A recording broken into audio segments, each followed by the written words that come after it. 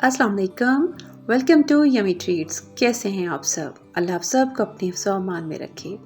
कुछ क्विक किस्म का मीठा खाने को दिल चाहे तो उसके लिए एक बहुत ही क्विक डिज़र्ट की रेसिपी लेके आई हूँ, जो कि सिर्फ 15 मिनट में बन के तैयार होता है, लेकिन खाने में ये बहुत ही यमी लगता है और इतना मेल्ट इन माउथ है कि आप एक दफ़ा खाना शुरू करें तो आप हाथ नहीं रोक पाएंगे।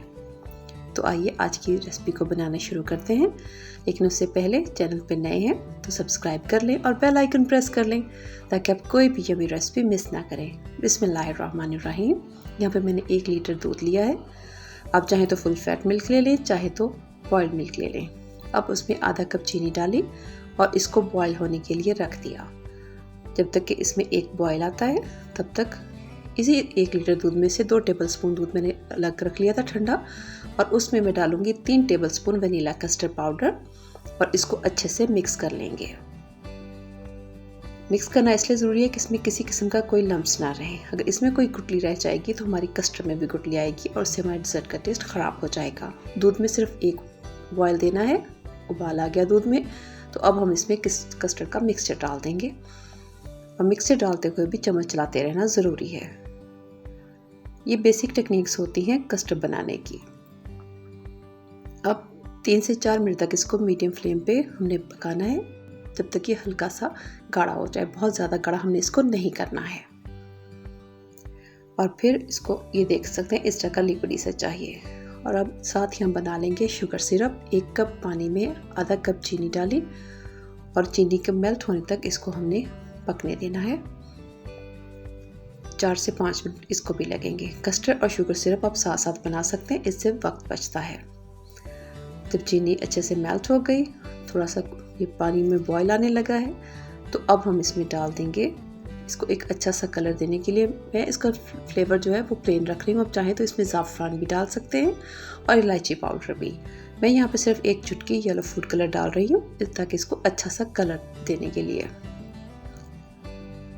आप अपनी चॉइस के मुताबिक कोई सा भी इसको फ्लेवर दे सकते हैं। और ये भी हमारा शुगर सिरप तैयार हो गया है। इसको भी हम थोड़ा ठंडा होने देंगे। बहुत ज़्यादा ठंडा नहीं करना, बिल्कुल थोड़ा सा, इनके रूम टेम्परेचर से भी थोड़ा गर्म ही रहे। यहाँ पे मैंने लिए हैं ब्रेड स्लाइसेस। ये बिल्कुल फ्रेश ब्रेड है, इसलिए मैं इसके किनारे नहीं काट रही, क्योंकि किनारे बिल्कुल सॉफ्ट हैं। अब चाहे तो किनारे रिमूव भी कर लें, लेकिन खामखा इसको ज़ाया करने की ज़रूरत नहीं है। अब हम अपनी डिश में नीचे ब्रेड की लेयर लगाएंगे और उसके ऊपर अब हम डाल देंगे ये शुगर सिरप और अच्छी तरह से सारी ब्रेड को कवर कर देंगे, ताकि ब्रेड अच्छे से शुगर सिरप में सोक हो जाए। और उसके ऊपर अब हम डालेंगे कस्टर्ड। कस्टर्ड की कोई बहुत थिक लेयर नहीं करनी हमने, इसीलिए हमने इसको बहुत गाढ़ा भी नहीं किया है। और जिसमें पहले का शुगर सिरप और कस्टर्ड थोड़ी नीम गर्म ही होंगे, तभी हम इसको शामिल करेंगे। इसी तरह से हम इस प्रोसेस को रिपीट करेंगे। दोबारा से ब्रेड की लेयर लगाएंगे और उसके ऊपर शुगर सिरप और उसके ऊपर कस्टर्ड।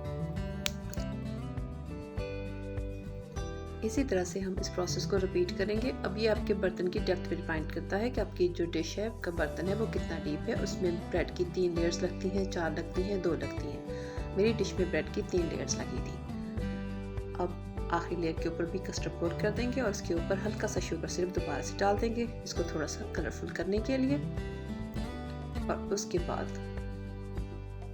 मैं इसको गार्निश कर दूंगी क्रश किए हुए बादाम के साथ। आप कोई सा भी ड्राई फ्रूट इस्तेमाल कर सकते हैं, चाहे तो इसको ऐसे प्लेन भी रख सकते हैं, आपकी अपनी चॉइस है।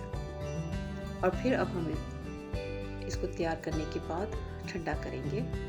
कम से कम भी 1 से 2 घंटे इसको फ्रिज में ज़रूर रखें। ज़्यादा वक्त के लिए रख सकते हैं तो ज़्यादा वक्त के लिए रख दें, क्योंकि ये जितना ज़्यादा चिल्ड होगा ये उतना ही यमी लगेगा। और ब्रेड शुगर सिरप और कस्टर्ड सोक करके बिल्कुल मेल्ट इन माउथ और सॉफ्ट हो जाएगी। ये देखने में जितना यमी है, खाने में उससे भी ज़्यादा मज़ेदार है। ये देखिए, ये बिल्कुल अच्छे से चिल हो चुका है। इसे मैंने तकरीबन 2 घंटे के लिए फ्रिज में रखा था। आपको आज की रेसिपी कैसी लगी? अच्छी लगी है तो लाइक कर लें, और अगर बहुत अच्छी लगी है तो आगे शेयर भी कर दें और इसे ट्राई ज़रूर कीजिएगा। मेहमान आ रहे हो या घर में वैसे मीठा खाने को बनाने को दिल चाहे तो ये बहुत ही क्विक किस्म की रेसिपी है। जैसे आपने देखा, इसे बनाना बिल्कुल भी मुश्किल नहीं है। फिर आऊँगी किसी और बहुत ही यमी किस्म की रेसिपी के साथ। तब तक के लिए अपना बहुत सा ख्याल रखें, अपनों का ख्याल रखें, मुझे भी दुआ में याद रखें। अल्लाह आप सबका हामी नासिर हो। अल्लाह हाफिज़।